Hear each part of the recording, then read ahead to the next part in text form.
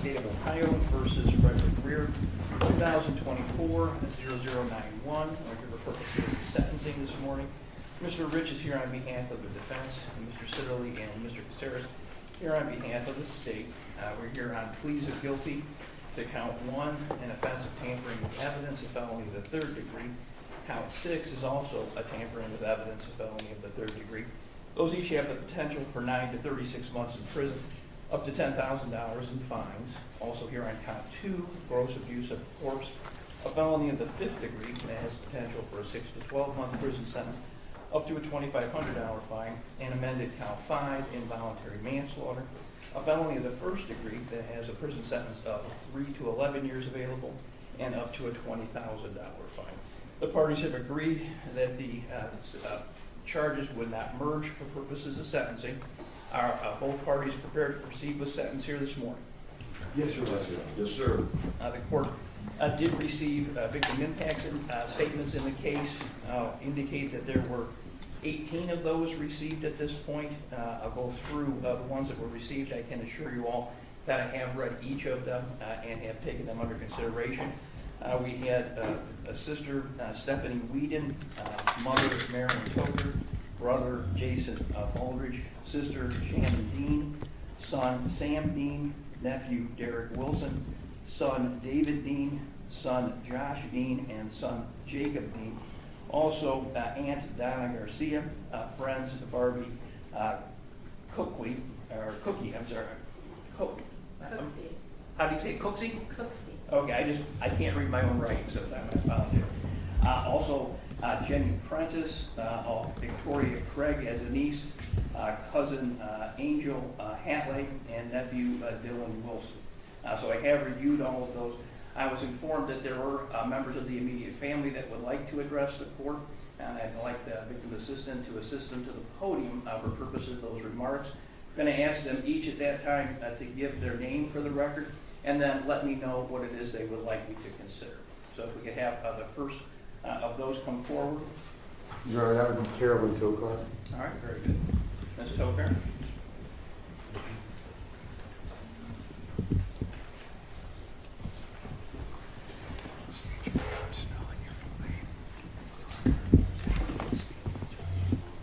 All right, good morning, Ms. Toker. What would you like the court to consider?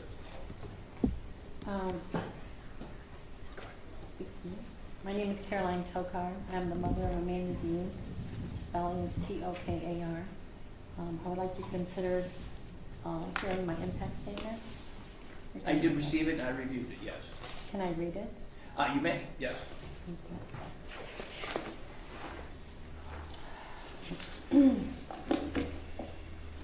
Your Honor, I stand before you today as the mother of Amanda Dean. Amanda was the youngest daughter of my 3 girls. She was my baby.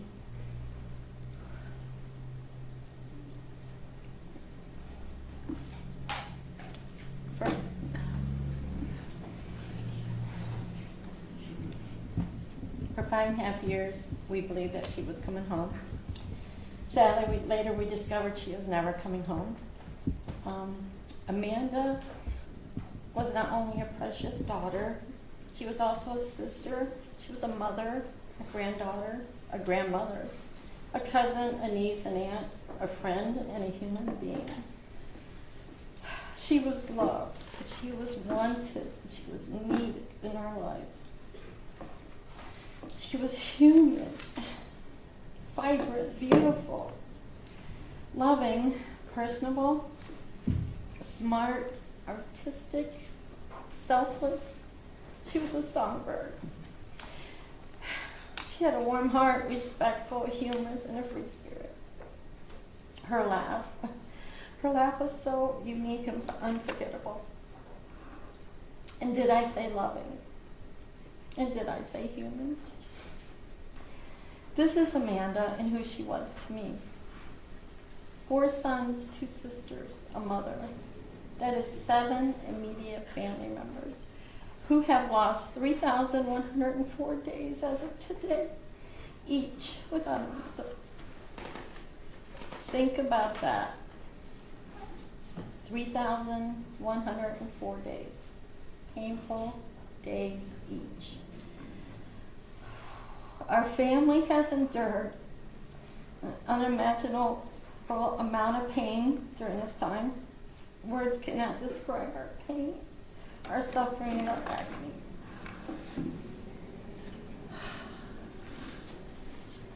To Fred Reer, I cannot begin to describe the magnitude of what you took away when you killed my daughter. You took her away from all of us. 4 sons must live without their mother. There'll be no more life to share with her. Birthdays, holidays, phone calls, family, special events, births, one-on-one conversations, a day, a night, a tear. Those things can no longer be shared because of you. Why, Fred? Why?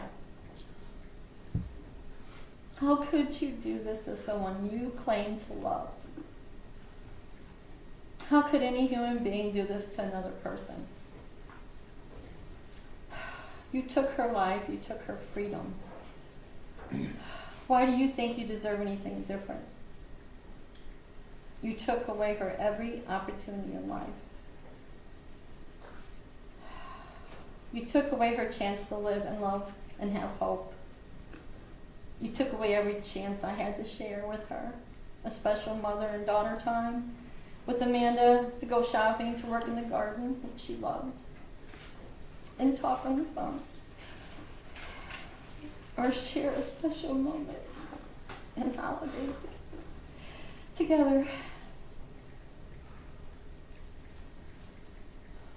Amanda is and was my daughter first. Amanda was nothing shy of an angel. She was a beautiful daughter, and I miss her so much.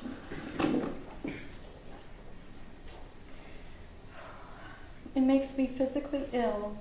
It is unbearable when I think about what you did to her body. How dare you desecrate her body? You are pure evil, Frederick Reer. I hope that when you look at these pictures of our Amanda, that you can see the life that was in her that you destroyed. You killed her. You dismembered her, and you burned her precious body for days. But you did not kill her spirit, because her spirit lives with each of us. I hope you feel her right now in this courtroom with her boys as they stand bravely but tearfully before you. She's here, and she knows what you did to her, Frederick. And you know too. Before God, who misses nothing and knows every hidden truth, true justice is always served. And you, Fred Reer, you can rely on that. Every day I'm left angry. Every day I'm left empty. Every day I pray that you show some remorse for what you've done. As of today, I have not seen any remorse. I pray that God will have mercy upon your soul. And that is the Christian in me. Every day I'm left hoping that you'll suffer the rest of your life. Every day I hope you think about the beautiful life you removed, you killed, you silenced from the existence. Every day I hope you have to look over your shoulders, fearful that you will be cut limb to limb, like you did to my daughter Amanda. This is the mother in me. Amanda Dean will always matter. Your Honorable Judge Conley, we could not bring any part of my daughter home. We are left with nothing. We cannot properly bury her. I can't even begin to tell you how bad this all hurts. We weren't even allowed to have any of her belongings. I pray upon this court that you see the pain that this loss that we've had with this family has endured. No family should ever have to endure what we have, and it's for years. Fred Reer's heinous acts upon my daughter Amanda Dean are unforgettable and unforgiving. Please, I beg of you to give Fred Reer the maximum sentence allowable under the law for each count to be served consecutively. Please. Her mother and friend. Thank you for your comments. Appreciate you being here today. I know it takes a lot of courage. I do appreciate the length of time that these proceedings have taken to come to a close. You're certainly familiar with the efforts that were made to recover your daughter's remains, and I felt that was appropriate to allow that to play out. So I very much appreciate your patience and being here today. Thank you. Shannon Dean. And for this one, there was a request for no video. Audio would be permitted.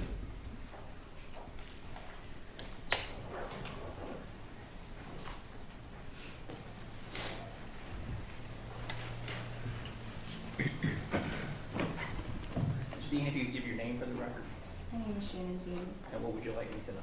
I'd like to read my impact statement, please. Excuse me? I would like to read my impact statement. Oh, you certainly may. Thanks.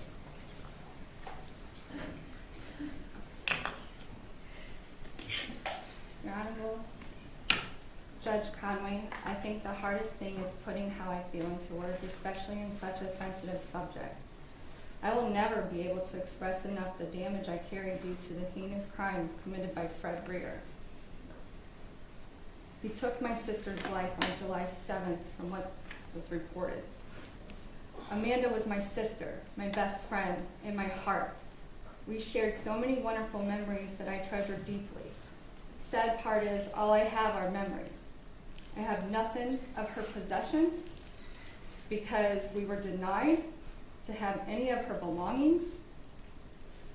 Her pictures, her clothes, her jewelry, her photos, her journal, her paintings, all her materials were gone. I'm going to read about Amanda, my experiences that we treasure for memories that I have with her.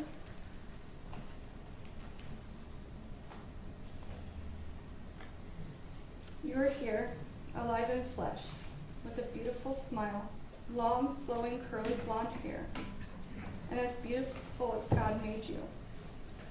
You are here jumping off trees and sheds, going on bike rides to adventures, singing, laughing, enjoying life, camping, hiking, which you love to do. You love the outdoors. What?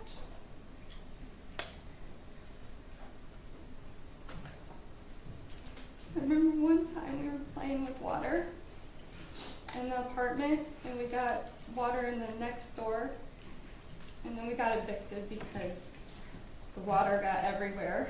Me and my sister, of course. And my poor mom had to deal with us on that terms. We would build igloos, and we would peel the tar off the roads, together, like those little bubbles. We went sledding down this hill, and my dad took us, and he lost his finger from a rock, and we still wanted to go sledding. We were like, no, let's keep going sledding. But my dad was like, no, we really gotta go, and it was just hanging there. Like, my sister and I, though, we just love sledding so much, because we just love the outdoors. And then we enjoyed singing. She did. She loved singing. Every cookout, we had her sing a song every time. She would sing all day long. Her favorite animal was the hummingbird and white tiger. And dogs. She loved dogs. We would go on drives.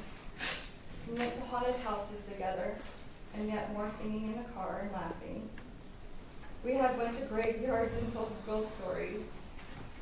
We did the Chinese fire drill with my mother, learning cheers with mom, which she became a cheerleader, and making human totem poles with my dad, searching for lucky eggs at Easter every year that I would find.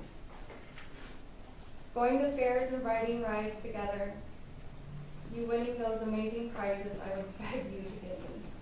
It would be a poster or a favorite band, or a single artist of Tiffany, or a picture of something beautiful. going to beaches and getting lost in the sand and no worries and no cares, just building a sandcastle. Growing up together and hanging together. You were there helping me all the time when I got hurt. You were generous and loving and caring. In times we lived right next to each other and we became roommates at one time. We sang in church. Some days we would go and hide in our strawberry shortcake box and no one could find us. In Florida, you would catch lizards and put them on your ear, and then you tried putting them on mine. I was like, no, I don't want lizards on my ear. You were fun and daring, and a whole lot of spunk. You loved My Little Pony, and you would watch Inspector Gadget and She-Ra with me, and once played Barbies, and had a dream of what we wanted to be.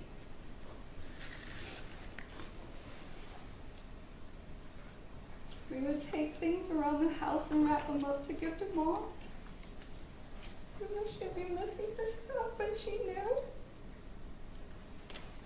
We would take the whole balls and make a game out of it like it was a fair downstairs in the basement. We did so much together.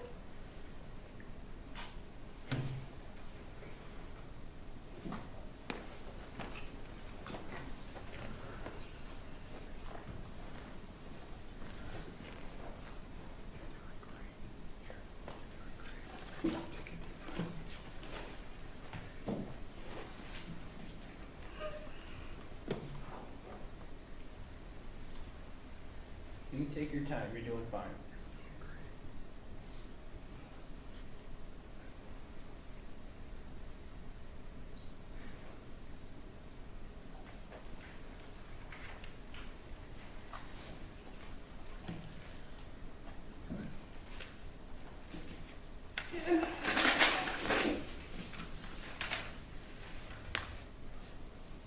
She was there for me when I lost my twins. And then she ended up having twins. And then one day it all stopped. No more memories, no more love, no more hopes and dreams.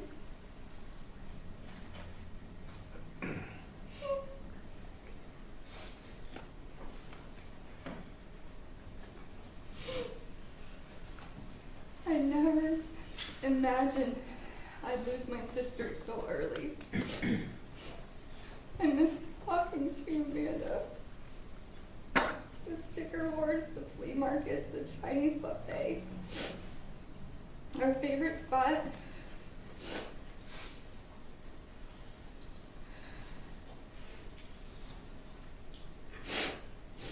I miss having my sister. I can't believe how short her time was. Never did I think she'd be taken from us. Not this way and not like that.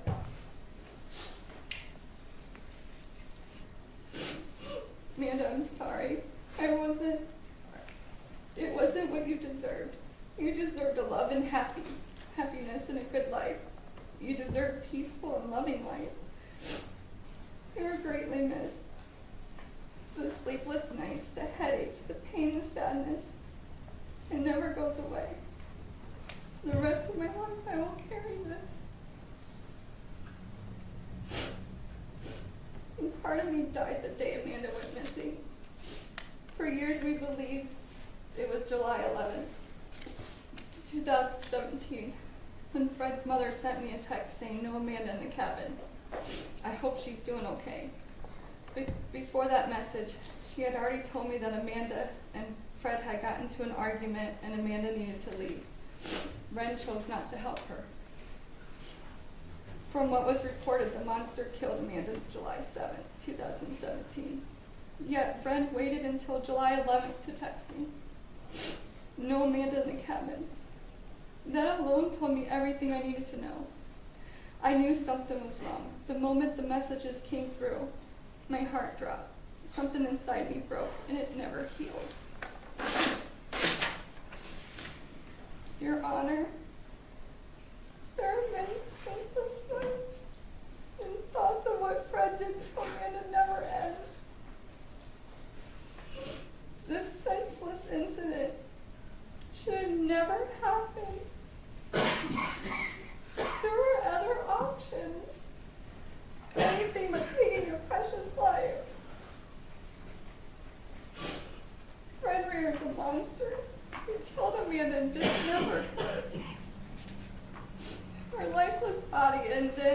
had time to destroy the evidence so no one would find her. He has no remorse. He killed her 3 times the way I see it. He made sure that no one would have her. We are left with nothing but memories. Everything was probably burned, trashed, or dumped. My heart forever is broken. Fred didn't just take Amanda's life, he destroyed ours. I will never get the closure, I will never feel complete, and I will always carry this anger and sadness. Her death was not an accident. It wasn't an illness, it wasn't a freak accident, it was cold-blooded murder. A pure monster did this. Others need to be protected from this inhumane monster. Amanda did not deserve this. She was a wonderful human being. It kills me every day to think about the pain Amanda went through and the pain that we've had to endure since. Fred dismembered her body, burned her remains for 3 to 4 days, and placed them into a bucket and dumped them in the creek like she's nothing. This is not an action of someone who cared about someone. This is an action of a monster. The lives of the citizens were only added to our suffering for 5.5 years. We were told Amanda was safe while Fred walked free. We knew this wasn't like her. She loved her family. We've lost her presence at birthdays, holidays, life special events. Her beauty, her smile, her laugh, her voice, gone. Amanda's rights were stolen. Her one chance in life was taken. Our rights as her family were violated. When her body was hidden instead of returned to us, Fred's actions were beyond monstrous. He took Amanda's life and our peace. We need water.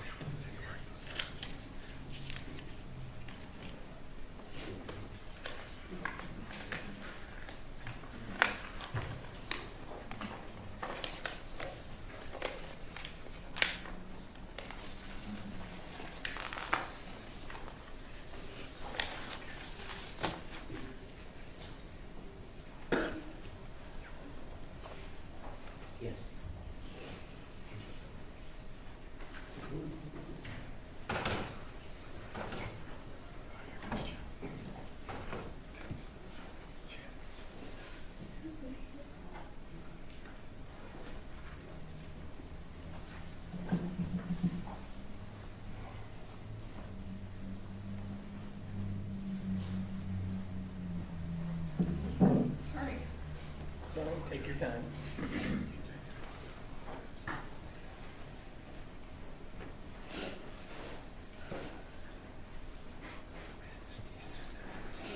Amanda's nieces and nephews will never be the same as they grow up missing their aunt.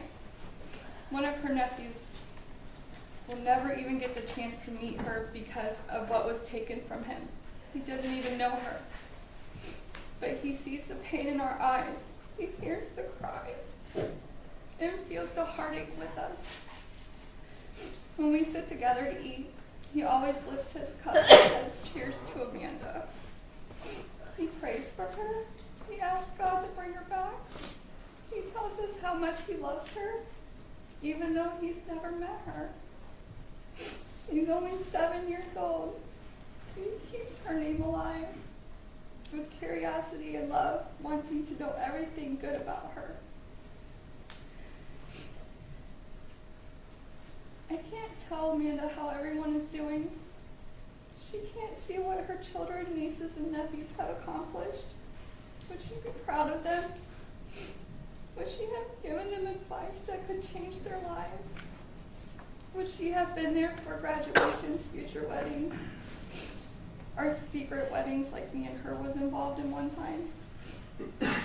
I miss my partner and driving Mom crazy. My sister who did everything with me. We always did the opposite of what people, Mom expected. We loved Mom so much, and we always was there for her. She was always there for us, even as a rebel, the rebel that we all were.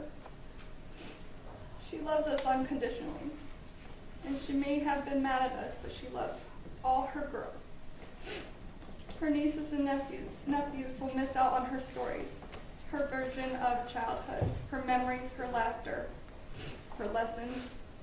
We can't even have the best potato salad that she had made, the most amazing food that she cooked. We can't build new memories, new stories to share when we grow old. Mom didn't deserve to lose her daughter. She wanted more for our love and wanted to grow old with all her daughters, not to have to bury one. Oh wait, she can't even do that. She can't bury her own daughter because we were lied to for so long. My mother had to suffer repeatedly, 8 years of suffering. 8. A wonderful, loving mother. Without knowing where her daughter is, and still don't know. She has nothing of her daughter. We have nothing of her. Not even a frame of her body. This is so wrong. Where Fred gets to see his mom. Fred gets to talk to his mom. Fred gets to write his mom. Fred gets to hug his mom. Amanda will never be able to call her best friend JP, the last of their little group. JP was her person. They did so much together. They loved hearing stories and adventures and talks shared by JP. She is just as hurt and angry as the rest of us, because Amanda to her was family too. Amanda was JP's best friend. She never had another best friend, just Jenny. They were like peas and carrots. They were always there for each other. Their friendship was the best. I know she feels empty, because that's how we feel too. Amanda was an artist. Who knows what she could have created? Would she paint something that changed someone's perspectives? Would she have made art that touched people's hearts? She was a singer with a beautiful voice. Would she have made it on America's Got Talent? Would she have inspired people by her music? The monster took every possibility from her. He stole every chance she had to make a difference, to spend with her boys. All these years, her boys won't even have that chance.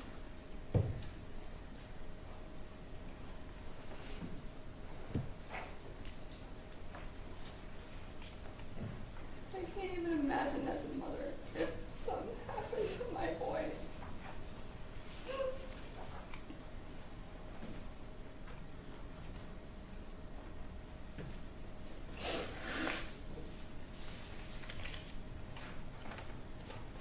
The question that haunts me is, Fred took her life. Did she have time to get right with God? Did he not only take her life, did he take the chance to repent? The question will stay with me forever.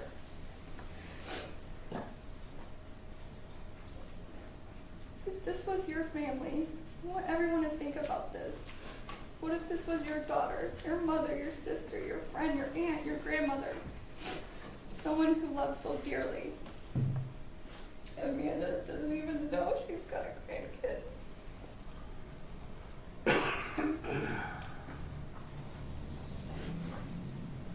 We are ordinary citizens.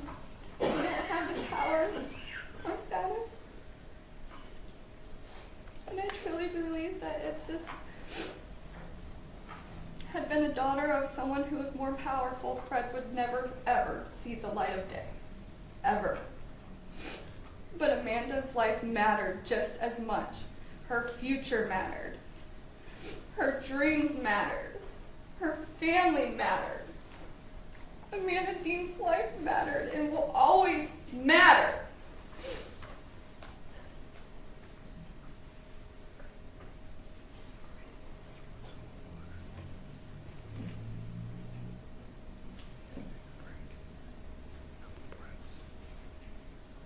I'm sorry.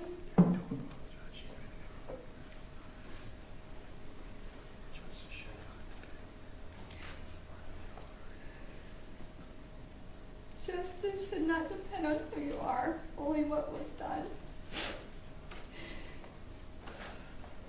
My final words. Fred, do not think for a minute that you hold power because you took Amanda's life. You hold nothing. But hell does await you. I will see Amanda again, where you will be miserable and alone, surrounded by darkness. But I also know we all deserve hell. Jesus saved me, and Jesus is with me here today. He wants me to forgive you. And let God deal with you. Even I know you could be saved if you truly repent and turn to Jesus. What you did is inexcusable, though. The most horrific thing a demon could do. You deserve to spend the rest of your existence in prison because of the depths you went in order to get rid of Amanda, my sister, who was a mother, a daughter, an aunt, a cousin, a human being. You killed her not once, but 3 times.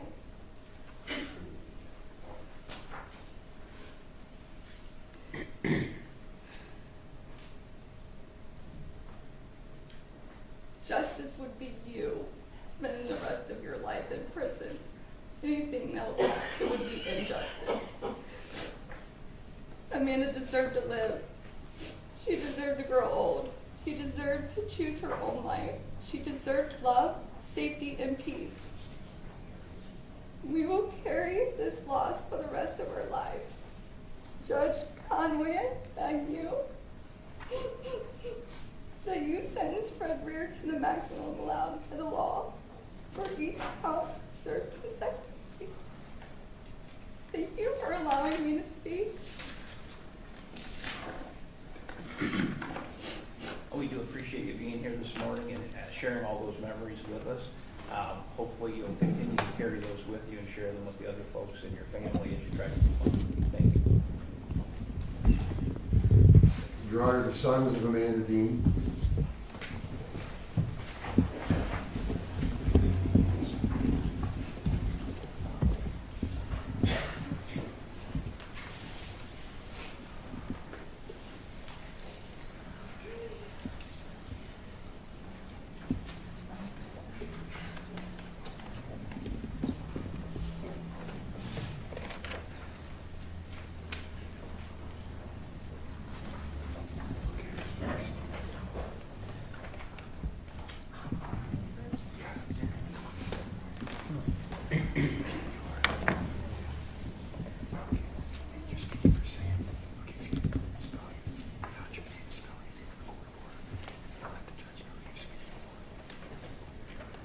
If you give your name for the record.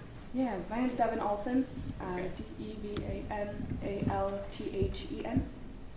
And I'm speaking on behalf of Sam, Amanda's son. All right, please go ahead.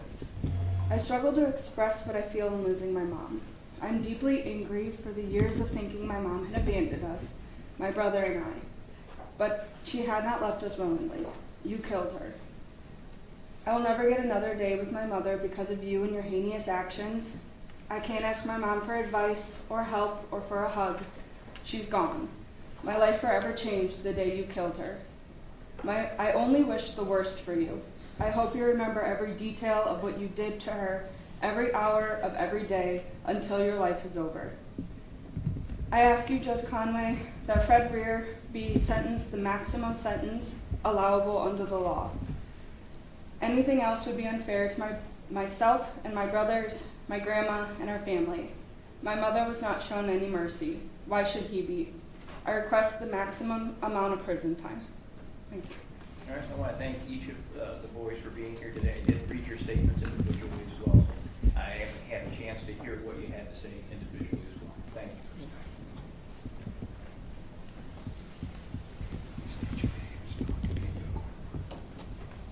Hello, I'm David Dean, son of Amanda. I struggled to figure out what I wanted to say on the stand. It's just hard not having her around, never getting to know her, and thanks to him, I'll never have a piece of her with me ever again.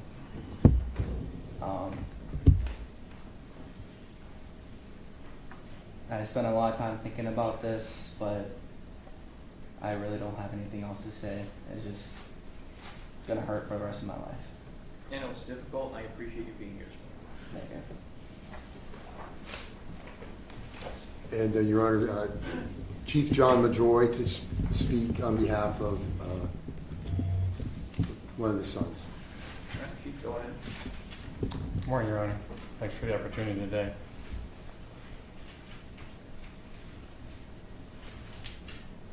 These are the words from Jacob Dean to this court. I'm not really good with words, so I'll keep this short. She wasn't really around much, nor was she really there for me when I needed her, but I know she loved me. She loved every one of my brothers, and it hurts to know that she won't be able to see me when I get married, start a family, or just be there for me when I need her the most. That's all I ever wanted, was to see her. I wanted to know she was proud of me and what I've accomplished in life so far. And that will never happen because of that man. He robbed me and her of the love I could have gotten from her.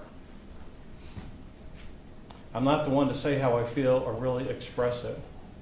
I just wish she was here. I wish I could see her.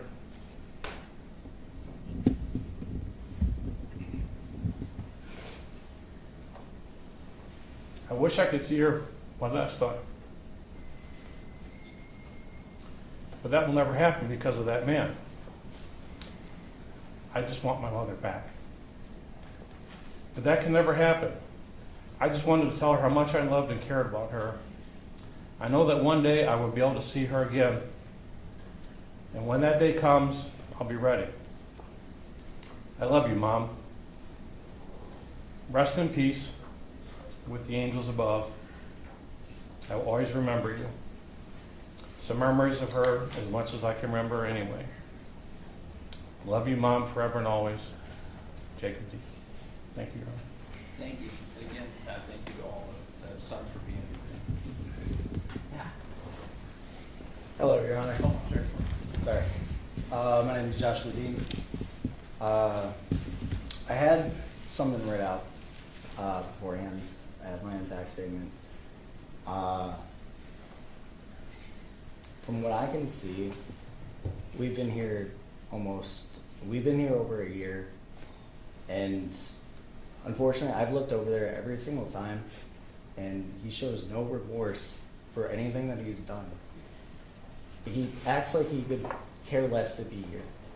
He'd rather talk about the books in jail than trying to fight and prove that what he did or didn't do.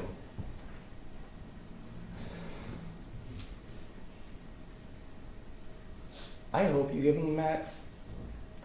It's what he deserves. When I used to come around there, he was a jerk. He treated not only my mom bad, but me bad.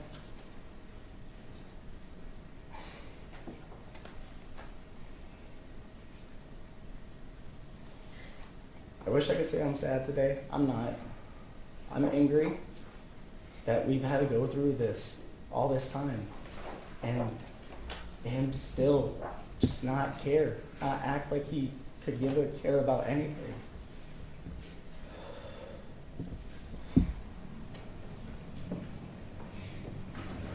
Me and my brothers we don't have that anymore. We don't have a mom to go to. She was the first person I went to when I was upset, depressed, sad, anything like that. She was the first person I went to. I don't have that anymore. She won't be able to see any of us. She never saw any of us graduate. My brothers were still in middle school and freshmen in high school. I had just graduated. She wasn't able to make it to that. She's not going to be able to make it when we get married. She's not going to be able to see any of her grandkids when we have them. I have some right now. I have kids. She won't be able to see that. She won't be able to meet anybody anymore.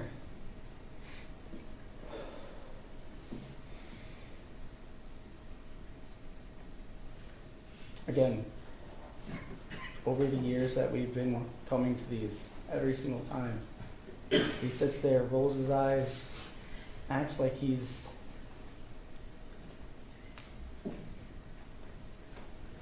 I don't know. I'm sorry. It frustrates me that it's taken this long, that this has been going on for this long.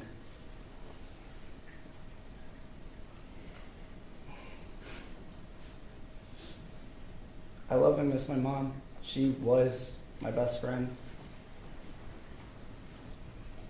And it hurts knowing that none of my brothers will get to see her ever again.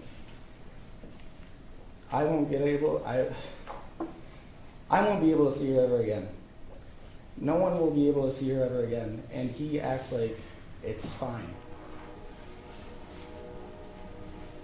Even right now, he's just looking down. He's acting like he could care less. That's it. I'm sorry. I appreciate your time. I appreciate yours as well. I do want to express to all of you, I understand the frustration with the length of time that this has taken to get here. Certainly on the court's end of that, I believe the prosecution did a nice job of going out of their way to keep in contact with the family. I think that you've all done a fabulous job of working with them and showing patience in getting through this process, and I appreciate it. And I do appreciate it. I do. It's not on you. Oh. I get it. Very good. All right. Thank you. Thank you. Appreciate your comments.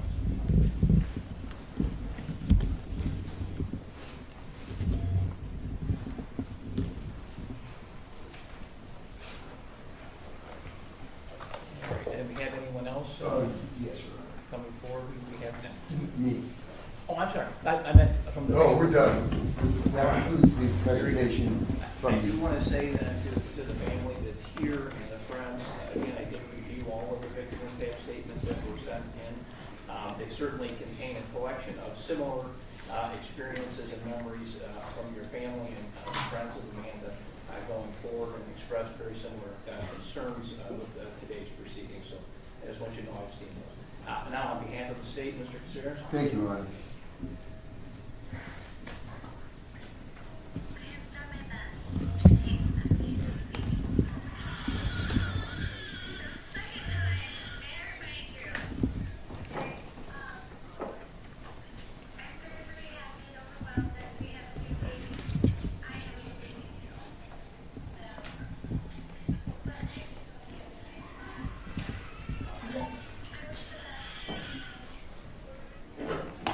Very beautiful.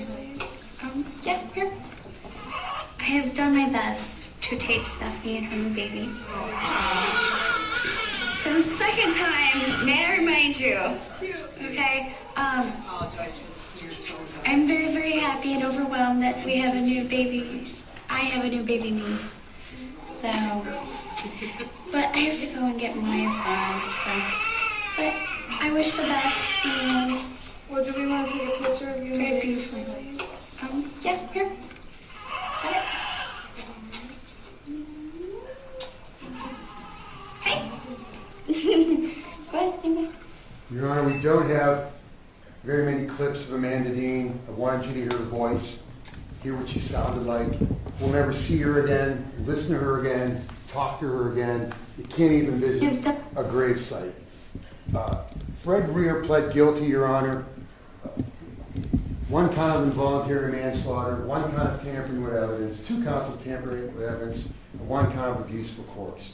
The abuse of a corpse deals with a different desecration of Amanda Dean's body than the tampering with evidence does. The parties have agreed that these are separate offenses that could be sentenced separately. I must notify the court the defendant did cooperate with law enforcement after he was provided with discovery in this case. After 2 years of searching, we've not been able to locate the remains of Amanda Dean. A substantial effort was put into that. The defendant did cooperate with that, but we have not been able to find any remains of Amanda Dean. No body, Judge, means no cause of death, means no manner of death. There's Amanda with her kids.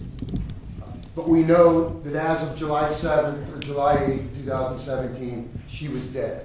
And according to Sergeant Timko, we know that the defendant removed her remains so they could not be found. Amanda Dean had a mother, Carolyn Tokar. Her siblings, she had a brother, 2 sisters. She had 4 kids. She lived with Fred Reer at a cabin on Wells Road in Townsend Township in Huron County, Ohio. And there's a picture of the cabin, and there's a picture of the entranceway into the cabin and the bedroom. According to a neighbor, when Amanda Dean lived in the cabin, the shed was carpeted. There was carpet in the cabin. That carpet was removed sometime after July of 2017. The Amanda Dean and Fred Reer relationship.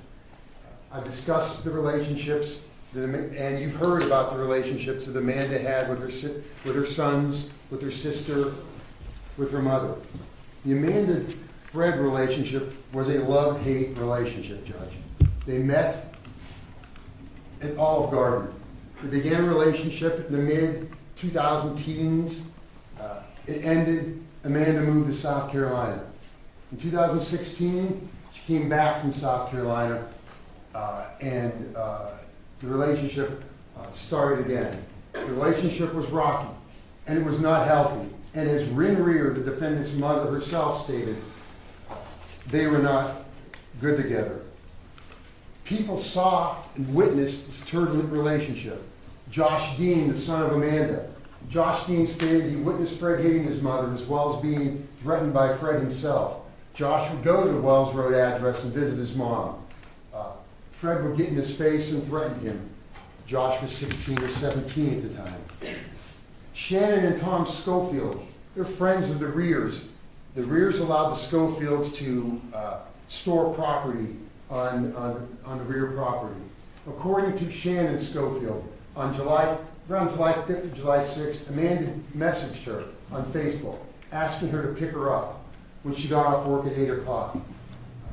Telling Shannon Schofield, I'm sick of this shit. I'm sick of this shit. Later, Amanda messaged Shannon Schofield, telling Shannon, don't come here, it won't be good for me. This is the last time that Shannon heard from Amanda Dean. Shannon still has the messages. Shannon stated that Fred would take Amanda's phone. When Fred would pass out, actually Amanda didn't have a phone. When Fred would pass out, Amanda would take Fred's phone and message her because her phone had been destroyed. At the end of the conversations, Amanda would tell Shannon, and she'd also tell her sister, Shannon, delete the messages. I can't have him knowing that we're talking. Melanie Boseman, a friend of Shannon, a friend of Amanda Dean, who lived in South Carolina with Amanda. Melanie Boseman gave a couple statements to Agent John Soraya. I know, Melanie, you will come looking for me if I get missing. If I did, look at Fred. Look at Fred if I get missing. Those are the words of Amanda Dean to Melanie Boseman. Melanie Boseman then said that Dean was scared for her life because of Fred Reer. When Amanda Dean showed up in South Carolina, she had to sneak away to escape Fred Reer. But while she was there, Fred Reer blew up the telephone, swearing at her, telling her, threatening bodily harm to her. Dean had told Melanie Boseman that Fred had threatened to kill her more than once, and she believed he would do it. Melanie Boseman described the Dean and her relationship. We approach. You may.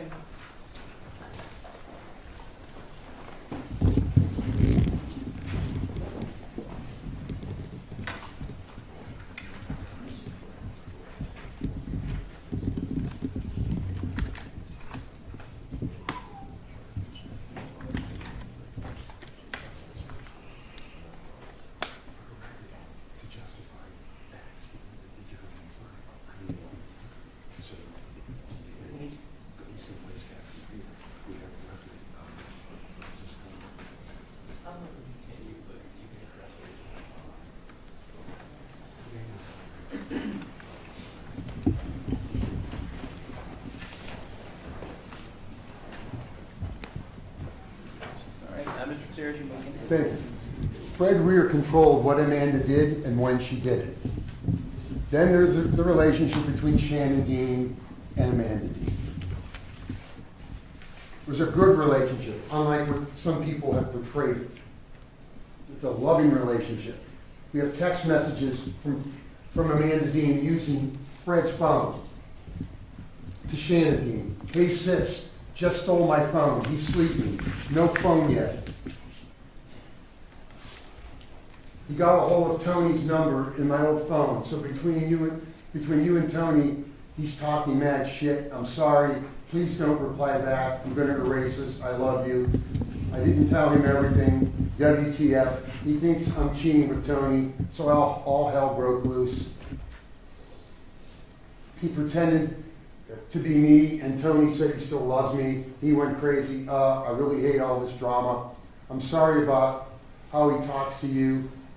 Just know it isn't anything to do with me. Please don't let him scare you off. That's what he's trying to do. I love you. I will talk to you soon. Don't text back. I'm erasing XXX. And an undated message after June 10th, 2017. Still here. Fred took me, dropped me off so I can hitchhike. Then waited and waited there until he talked me back into coming back here so I can be tortured more by him. Oh yeah, wow. Geneva, that's her aunt, says it's okay. She was talking about moving in with Aunt Geneva. Shannon's reply, I'll ask her bit. I want to make sure you're going to leave before I do. There's more text messages between Amanda Dean and Shannon Dean. Fred's inside the house and left his phone out here. I have it. I'm okay now, I think. Just trying to survive this fucked up life. I sleep all the time. I sleep all the time that I can. That was on June 25th, 2017. Hey sis, stole his phone for a minute. Please come see me. He works all day, 5 to 6. Please, I need help. He won't get me any food or cigs. He's punishing me for taking the van. Please, sis, I need help. Amanda also sent us a picture of what Fred was doing. Heroin. The focus here, Your Honor, is the month of July 2017. There's a calendar on the screen so you can see that July 7th was a Friday, July 8th was a Saturday, July 11th is a Tuesday. June 30th would be a Friday. On June 30th, Shannon Dean messages Amanda, telling her at Fred Reer's phone, Amanda, this is my new phone number. Now, Shannon Dean was also messaging Fred's mother, Lorinda, also known as Frederick Reer. And these messages came from the cell phone provider for Shannon Dean. The cell phone records were subpoenaed. The text messages were subpoenaed. I think it was Text Now. And that's where these records came from. Frederick Reer messages Shannon Dean. Oh, I'm sorry. Must have been her stepdad. Things aren't good here. I asked Fred to leave. You have a job. Go. I no longer need drama. He left and is no longer coming back. This is Frederick Reer telling Shannon Dean on June 30th that she threw Fred out of the house. I asked my son to leave. I've asked my son to leave last time. Grow up and get out. Please, it has to be tonight. That's June 30th. Thank you. She is a good person.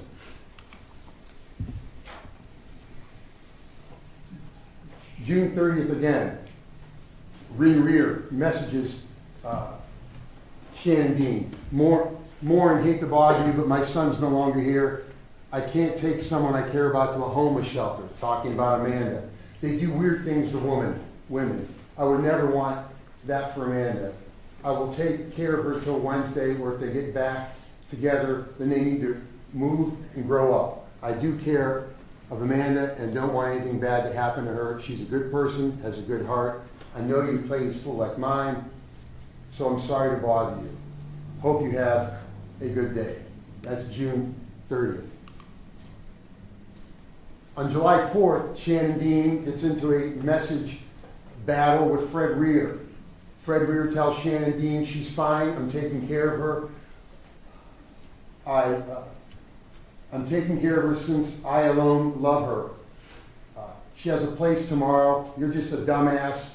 And this is Shannon Dean replying to Fred Reer, telling Shannon that he's taking care of Amanda. She has a place tomorrow. You're just a dumbass, and nothing you call that love. Your definition of love is ridiculous. You have no clue what love is.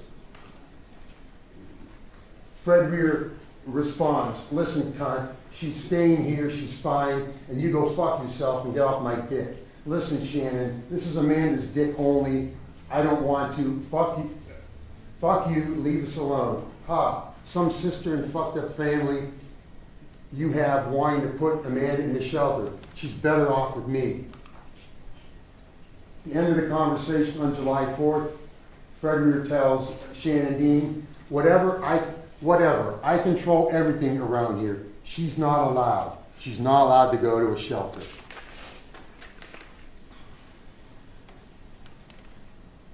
Amanda Dean got a hold of Lorinda Reer's phone, messages Shannon Dean, and tells Shannon Dean, hey sis, I'm okay. I got Frederick Reer's phone. I'm fine. I don't have to leave. I can stay here now. That's July 5th. July 11th. This was referenced by Shannon Dean in her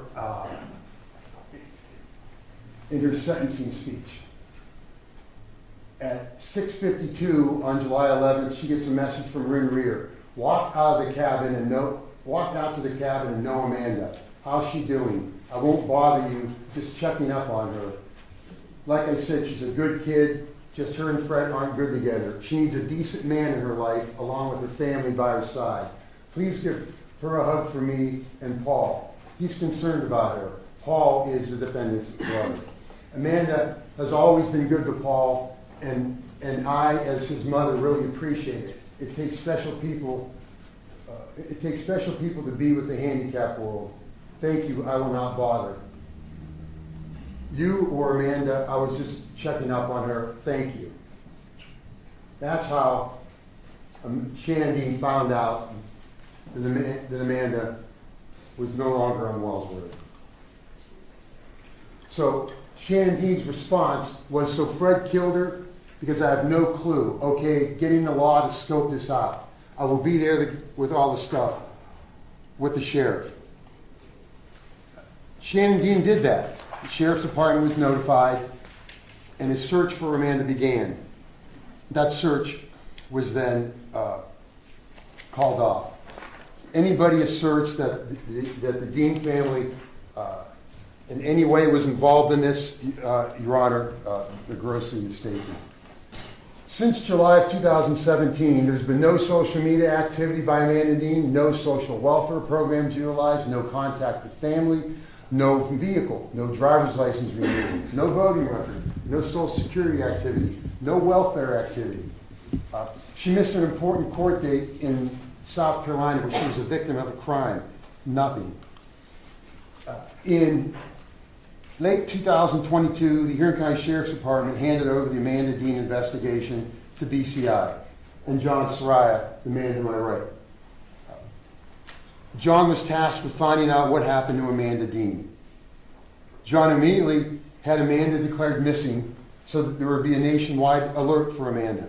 John began to interview friends, family, and associates of Amanda Dean. Years later, we found out that she was dead. What did John learn? He learned from Alan McGuinn, a former fire chief, Townsend Township, that he believed the burial location was behind the house. He said there was a burn pile 75 feet from the house, and the burn pile is on the top of a burial site. Stacy Johnson, again, Your Honor, we don't have the manner of death or cause of death, so we really don't know how Amanda Dean died. The defendant was into strangulation sex. This confirmed by others. Amanda Dean was into it too. Jessica Souslin. Jessica Souslin was interviewed by John Soraya a couple times, and John and I flew out to South Dakota and interviewed her out there too. Jessica Souslin had a conversation with Fred Reer. Fred Reer said, you know, I woke up, she was dead. Jessica says, what are you talking about? Fred says, Amanda. Jessica says, why didn't you call 911? Fred says, I panicked. Jessica Souslin. They can tell, like, you didn't fucking kill her. Why would you do that? Fred, you know what it's like to cut through human bone? Jessica, no, I don't. Jessica Souslin said that, according to Jessica, Fred said that he woke up and found Amanda dead, that he had heroin in his pocket. He portrayed that Amanda had overdosed on the heroin. Sometime in Florida, 4 or 6 months later, Fred calls Jessica Souslin and says, hey, I burned the mattress on the burn pile. Jessica stated that there was a burn pile at the family farm. According to Jessica, Jessica believed that he cut Amanda, he dismembered Amanda Dean and then burned her body.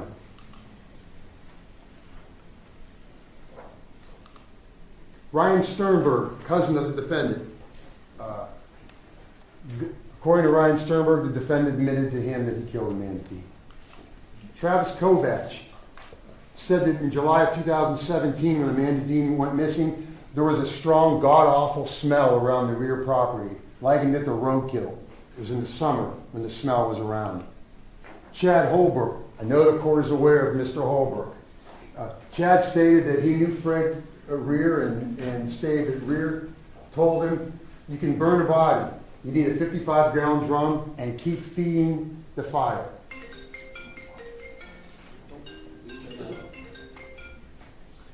Holbrook had seen Dean with bruises many times. He said about the time that Amanda Dean went missing, again, there was that awful smell of the Reer property. So that Reer was very jealous of Amanda Dean. Gerald Hunter. Gerald Hunter in July of 2017 was at the cabin, and this forms the basis of in addition, what Jessica Slausman told us of some of the tampering with evidence counts. Fred and Amanda were fighting. Fred threatened to harm Amanda. The next day he went back to buy cocaine. Fred would not allow him inside the cabin. He said he saw a bloody mattress in the cabin, bloody rags outside the cabin, blood in a bucket. He said that Amanda Dean died in the cabin. Then there's Paul Reer, the brother of Fred. He does very well. He does. He does. He's not allowed to. I know. You've raised him very well. So I'd like to just, Linda, I'd like if you would walk with us, please. I'd like, and that's what I'm. That's. Are you okay? Okay. I just want to. So, Paul, can you show me where Amanda stayed when she was here? Can you walk with me over there? Okay. Be careful. Do you wanna? You okay? Yep. Okay.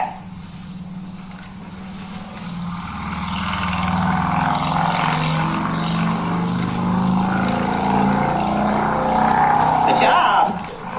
It's nice out today.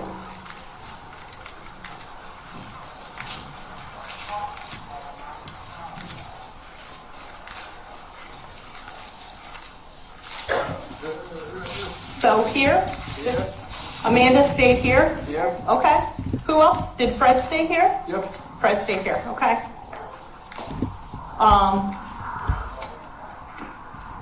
Where was the bedroom? Do you know? Back there? Yep. I like Amanda, and so did Paul. Okay. We don't have nothing bad to say. Okay. Also speaking is Frederick Reer. He would never He's harm DCI agent anybody, for the neither record. would I. My gosh, Paul is the most money he's fired. We are not suggesting that at all. Okay. That's not. You wouldn't even hurt a cat. Yeah. It's okay, buddy. Wanna go back in the house? You want to go back there? All along, we gotta put the battery on, don't we?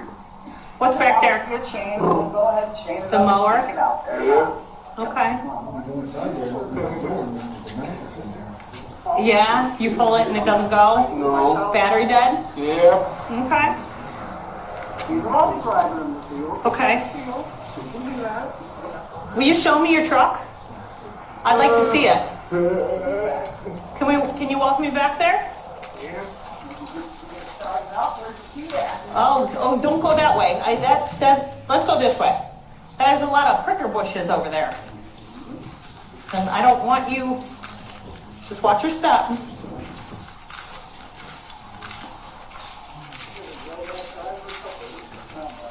I think it's, and your camper you told me about is back here.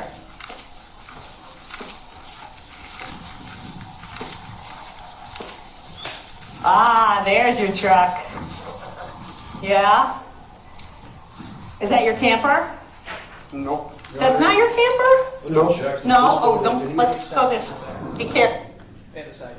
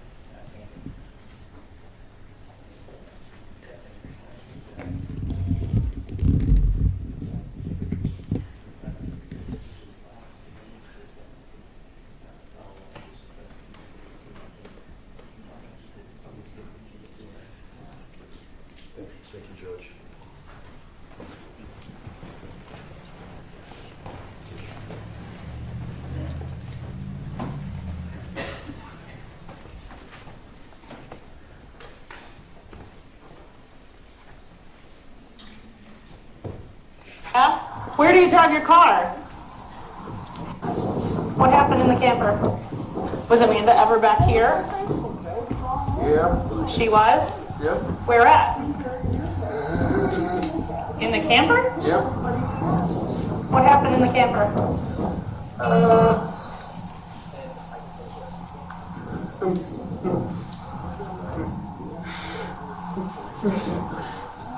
The record That's what reflects happened in the Paul camper? Reer put his hand around his neck when asked Who what did happened in the camper. Who did that? Was asked who did that. That day, could have been my mother, my daughter, my sister, anybody, honey. I'd have been there that day, babe. I wouldn't wait 6 years to live with somebody. My God, I thought everything was fine. How am I supposed to do anything different?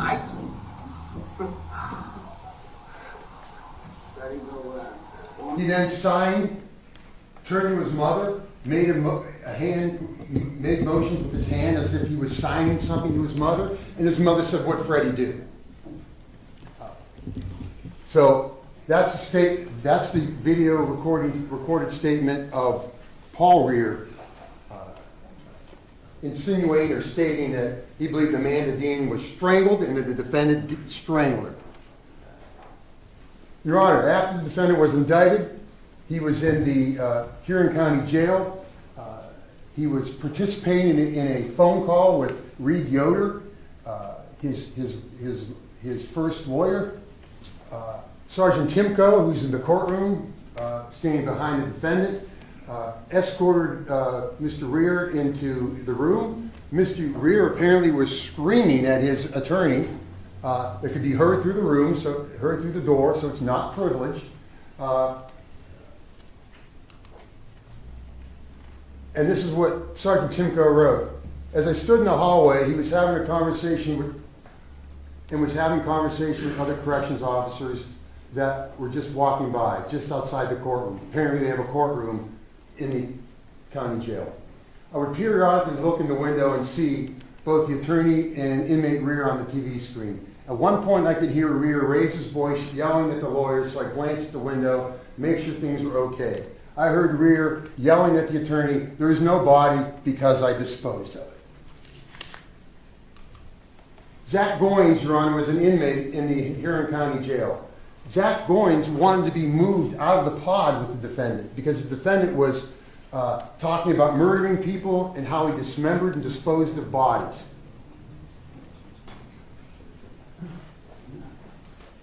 When John Soraya interviewed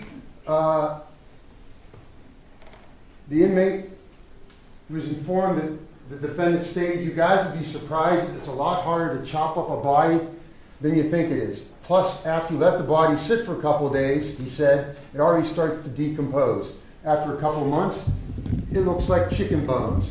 Oh, and by the way, bones don't float."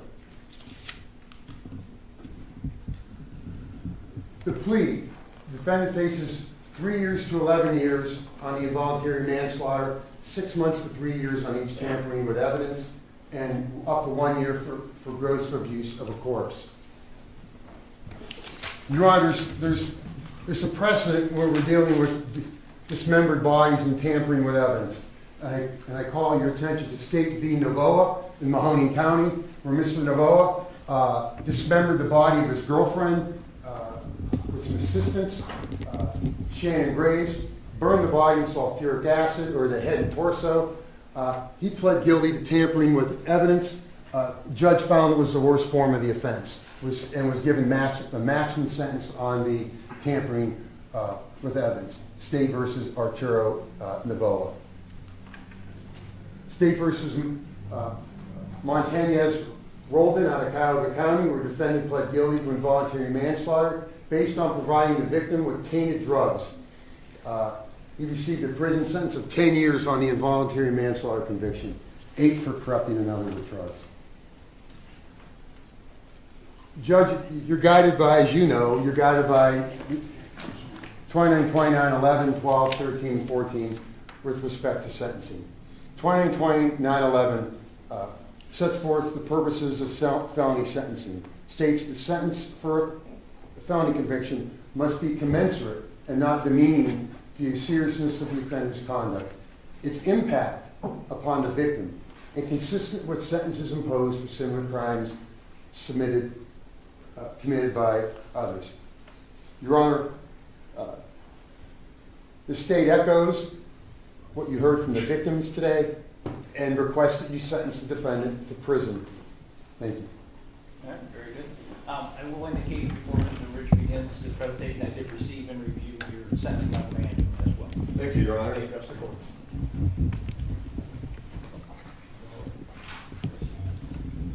May it please the court, counsel. Your Honor, I understand that, clearly the court is aware that the purposes of the sentencing guidelines is to take the anger and the emotion out of the courtroom and to be consistent with what is done throughout the state. I appreciate the state conceding that they can't prove this is a cold-blooded murder. There's no evidence of that. I understand that the Dean family and their supporters are going to always believe that in their hearts, and there's nothing I can do about that. But I don't believe there was any evidence of that. That's why we're here. I want to outline some of the highlights in regards to the memorandum.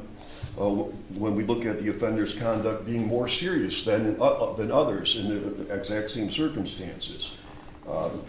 Injury exacerbated by the victim's physical or mental condition. That's not applicable here.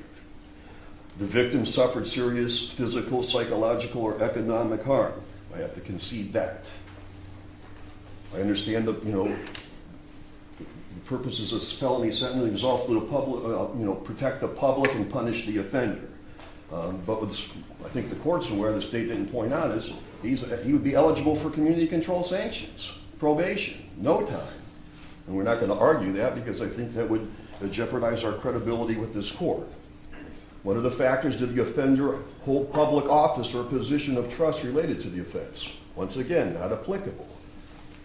The offender's occupation obliged the offender to prevent the offense or to bring those committing it to justice. Not applicable. The offender's reputation, occupation, or office facilitated the offense or is likely to influence others. It's not applicable. The offender's relationship with the victim facilitated the offense. Have to concede that. That would be the second point under more serious factors. Offender acted for hire or as a part of organized criminal activity. Clearly not applicable here. The offender was motivated by prejudice based on race, ethnicity, gender, sexual orientation, or religion. No evidence of that. Not applicable here. In a domestic violence or assault case, offender is a parent or a custodian, the victim was a family or household member, and the offense was committed in the vicinity of one or more children. That's not applicable here. So of the 9 more serious factors, 7 are in his way, in his benefit. The offender's conduct is less serious, even though I understand the circumstances here are egregious. The victim induced and or facilitated the offense. Clearly, that's not applicable. Amanda did nothing to deserve what happened. The offender acted under strong provocation. Not applicable. No evidence of that whatsoever. The offender did not cause or expect to cause physical harm or person or property. I think that's applicable here. The state has suggested in their arguments that it's potentially accidental, whether it's through sexual activity or drug usage. Again, that's not murder. Okay. When we look at the recidivism factors, offense was committed while on bail, awaiting sentencing on felony community control, meaning probation, or post-release control, meaning parole, or after post-release control was unfavorably terminated, as the court's aware in its roles in several other cases. It's not applicable here. Recidivism is a more likely factor. The offender has a history of criminal convictions or juvenile delinquency. He doesn't. Which brings us to a second point. Forget community control sanctions. If the court was to sentence him to prison, the law would presume on a first prison term, it would be a minimum sentence, which is 3 years. Again, I'm not going to advocate for that because it's a credibility issue based upon the terrible facts and circumstances here. Third, recidivism more likely. Offender has not responded favorably to sanctions previously imposed in an adult court or juvenile court. No priors, as the discovery says. No prior criminal activity. Recidivism concern. I have to acknowledge that this is an issue potentially. Offender shows pattern of alcohol or drug use related to the offense and doesn't acknowledge it or refuses treatment. It's my understanding that Fred was clean for a long period of time and they started using again at this particular time period. And when we talk about genuine remorse, I heard the sons and I heard the family speak, and they weren't at the proffer. He broke down at the proffer, and I'll get to the proffer shortly again. When we look at recidivism less likely, offender has no prior juvenile delinquency or adjudication, no prior adult conviction. Once again, another factor in Fred's favor. He has led a law-abiding life for a significant number of years.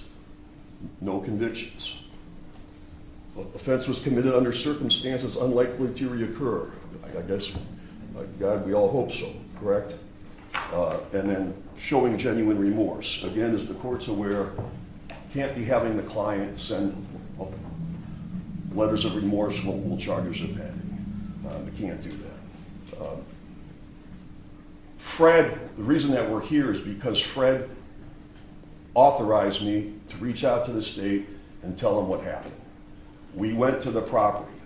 Counsel can't do that on their own. It was with the defendant's cooperation. We went through the snow and sleet so he could show them what happened. We went down down the road to show them where the body was disposed of. Again, can't do that without the client's consent. So it's imperative to know that he attempted to do the right thing, even though I understand, that the family feels differently. So besides the factors completely weighing in his favor, there would be a presumption of a minimum sentence. Your Honor, I knew that the family was going to be asking for a maximum sentence and the state was. I'm not going to sit here and argue for probation or a minimum sentence. I think the appropriate sentence in this case would be 5 years on the involuntary manslaughter and a year consecutive each on the 2 felony, so the 3rd degree, and 1 year on the 5. One of the things that's important too is during their argument, they talked about a lot of other things that Fred has done. Well, he wasn't charged for any of that stuff. Those acts are not before the court today for sentencing. They don't go to the analysis of what he should be punished for. He acknowledged what he did. He accepted responsibility for the crimes that he pled guilty to. Those are the crimes that he committed. I understand the frustration that the family went through initially because things weren't happening with the case. And then once we reached out to law enforcement, again, Fred can't control the forensics team. They did, I believe, because they kept advising us the steps they were taking to try to get that done. It was complicated due to weather and other issues. That was not Fred's doing. I think what's important in that too is no time did he say he wants to withdraw his right to a speedy trial. And no time did he say, hey, Judge Conway, I want to be out on bond because they told me they were going to get this done and it couldn't get done. He cooperated. I respectfully submit it's terrible policy that somebody would be asking for a maximum a maximum sentence on a plea. That flies in the face of trying to resolve matters in a just manner. And again, it should be perfectly clear he would be either eligible for probation or a minimum prison sentence. In this case was 3 years. I submit that the 8 years is a fair and just sentence under the circumstances. He did not plead to any of the talk that was rendered to law enforcement by Gerald Hunter. The first phone call from Gerald Hunter was bashing his public defense attorney from across the street, and he wanted to help himself out. All these other acts and these inmates, there's no evidence of that. They wouldn't even have been admissible if we had a trial in this matter. So I would submit to you that a fair and just sentence is 8 years with credit for time served. Thank you. All right, thank you. Does the defendant wish to address the court? Well, no, sir, I would just like to say I'm sorry to the Dean family, sorry to my family, I'm sorry to the community. And thank you, Your Honor, Judge. Appreciate your time. All right, very good, thank you. The court then has considered the overriding purposes of sentencing contained in the revised code section 292911A, the court's cognizant of those purposes, including the protection of the public from future crimes by the defendant, the protection of the public from future crimes by others, and the punishment of the defendant using the minimum sanctions the court determines to accomplish those purposes without imposing an unnecessary burden on state or local government resources.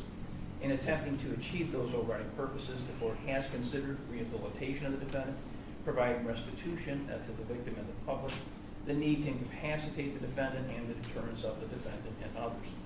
In looking at the principles of sentencing in Revised Code Section 292911B and C, and in passing this sentence, the court has tried to achieve those purposes by making this sentence reflect the seriousness of the defendant's conduct, its impact on the victim and the victim's family, also to be consistent with sentences for similar crimes and similar defendants, and the court will not base this sentence on race, ethnicity, gender, or religion. Here, the court, in looking at the factors to consider in felony sentencing, would first note, after reviewing the victim impact statements, certainly many of them asked for a sentence that would be appropriate in a murder case. Here, the defendant has pled to the charge. It's not a murder offense, and the court is bound to go by the rules to be followed in sentencing under the charge for each of the charges that he has pled. In considering those charges here, the court would note, as far as the case being more serious, obviously the level of harm that was suffered by Amanda Dean was the most significant type, that being death. Certainly the impact on her family, her friends, and the community was substantial, as was demonstrated by everyone's appearance here today in these matters. The relationship of the defendant with the victim certainly was a factor in the offense here. In addition, the moving and desecration of Amanda's body, the concealing of the crime for many years, does show a significant lack of remorse, and also imposed on the family a very untenable situation where they did not know what had happened to their relative, their daughter, their sister, their cousin, their friend, and had to suffer through that experience for many years prior to the court coming, prior to the case coming before the court. As far as it being less serious, the court doesn't find that there are any factors that would be applicable. As far as recidivism being more likely, the court would note that the defendant did not have a significant history. There were apparently some minor misdemeanors that were in the background, but nothing that would indicate that this type of level of offense would be in the offing. As far as remorse, that's the more difficult issue here. The defendant, as the state indicated, did cooperate. However, that cooperation was only after the state had turned the matter over to PCI and discovery was provided to the defendant. The defendant did himself and secretive, did go about in the worst possible fashion, disposing of the body and destroying the evidence. And for that purpose, put the family in a terrible situation for that number of years, which to the court indicates a serious lack of remorse as to those factors. As far as recidivism being less likely, no serious past history of criminal activity. The defendant, again, would note that there was cooperation at some point with the authorities once the case had proceeded in this fashion. Based on those factors, the court would impose the following sentence. As to count 1, tampering with evidence, a felony of the 3rd degree, the court is going to impose a 2-year prison sentence. On count 2, gross abuse of a corpse, a felony of the 5th degree, a 1-year prison sentence. The court finds there that the maximum sentence would be appropriate based on the facts and circumstances of this court, or in this case, and the dismembering and the burning of the body, and then disposing of it in such a fashion that unfortunately the family was left without any remains to deal with for their daughter. On amended count 5, involuntary manslaughter, a felony of the 1st degree, and the court is going to impose a 9-year prison sentence. The court feels the higher end of that sentence is appropriate based on the sentencing factors that we've reviewed here, based on the fact that we do not know the actual cause of death in this matter. I think it would be inappropriate to impose the maximum sentence. I don't believe the court has the factors in front of it to do so. As far as count 6, tampering with evidence, a felony of the 3rd degree, the court is going to impose a 2-year prison sentence there as well. The court is going to run those sentences consecutively to each other. The total sentence to be served then would be a total of 15 years. I am going to require that the defendant pay the cost of the proceedings in this matter, and as far as the consecutive nature of the sentence, the court would find here consecutive sentences are necessary to protect the public from future crimes and to adequately punish the offender.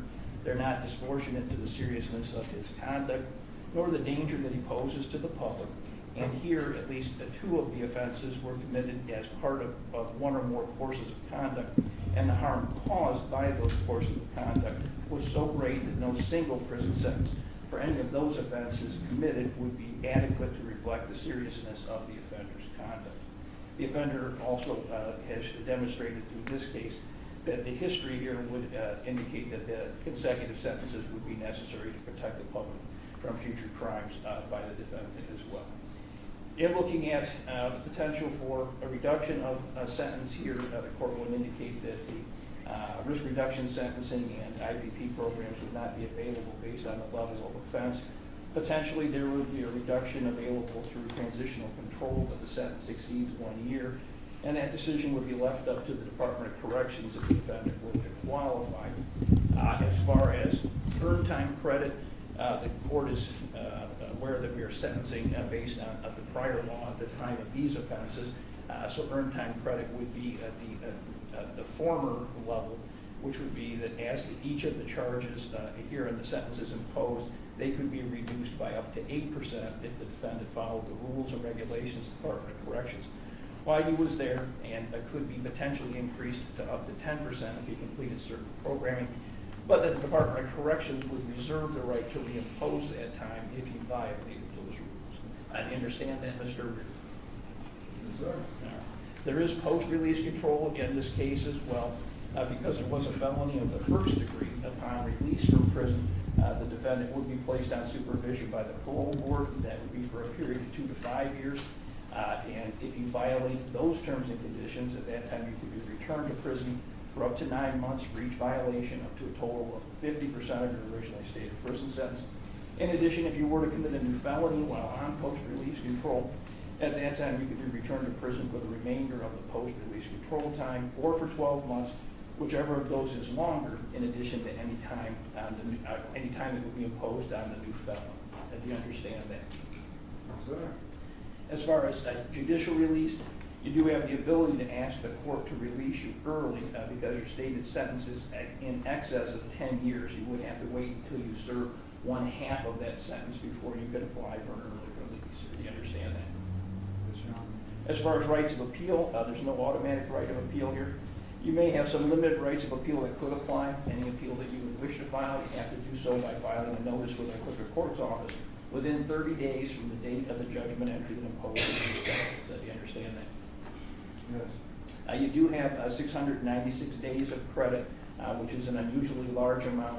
Again, the court expresses to the family thanks for your patience in allowing the process to play out to see whether the remains of Amanda could be recovered. That did entail this case taking substantially longer than a typical case would take. As far as the purposes today, I'm going to remand you the custody of the sheriff and have you begin serving out the prison sentence that was handed down. Is there anything further than from out of the parties? Yes, no, we approach it. You may.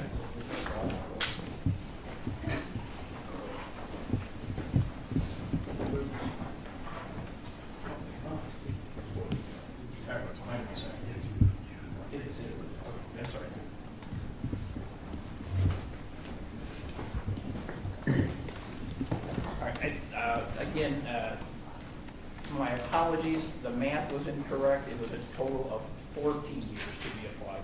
And again, that would still be half of the time that the defendant could then apply for judicial release. So that's, my math was incorrect there. That's 14 years. That was the total sentence. Anything further than the court? No. I just asked the defendant's indigent act, asked that the court waive any fines and costs. Is there any objection? No. All right. The court will waive fines and costs based on the anticipated length of the incarceration. All right. I would request a contact visit with his mother, Your Honor. At the county jail? Either here, under the supervision of the sheriff, or at the jail, Your Honor. All right, well, as far as the jail here locally, I leave that determination up to the sheriff, as long as he remains here prior to his transport to the institution. As far as the institution, I would leave it up to their discretion. Yes, sir. All right, anything further than from the party? No, no, no. All right, very good, thank you. Again, I appreciate the family's patience in this matter. I hope this helps you heal and move forward. Do keep Amanda's memory with you as you proceed on. I appreciate it, thank you.